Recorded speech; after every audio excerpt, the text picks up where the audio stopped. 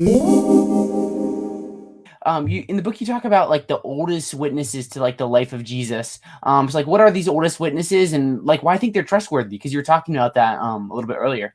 Yeah, well, the oldest witnesses are the Gospels. And so, I'm hoping readers will get that through their heads. It's not like what Dan Brown wants you to believe. The oldest witnesses are not Gospels that were excluded. The Gospels that never made their way into the canon weren't written until the second and third century, so they're later.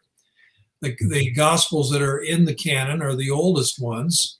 The so-called Q source. I think there was a source, of Jesus' sayings floating around, nurtured and preserved and cultivated by church leaders in churches. Mm. And that the teaching of Peter that Mark wrote down, that stuff gets merged together. And that's how you end up with Matthew, Mark, and Luke, because they have so much common material. That's the early stuff. And that's what we have in the Bible. Later stuff becomes new versions, supplementing it, changing it, introducing new ideas. And because they had just, the church was losing, some parts of the church losing its Jewish connection.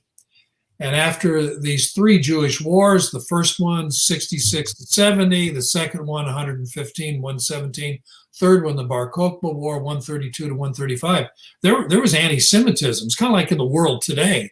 There was anti-Semitism in the Roman Empire.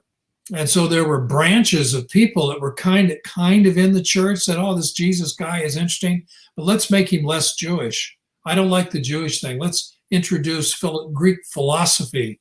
Let's have Jesus sound more like Plato. And so, you had guys writing new gospels. They're a mixture of the Jesus tradition, but a mixture of stuff that who knows where that came from. And the church was wise and said, we're not including stuff like that. And by the way, when I say include, that's anachronistic, really. What the beginnings of canon was the decision on whether or not it would be read in church.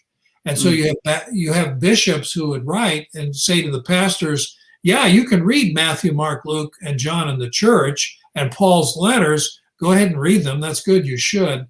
But don't read the Gospel of Thomas or the Gospel of Peter, or don't read this Gnostic stuff. It's not edifying. It's full of false teaching. So that's the beginning of canon.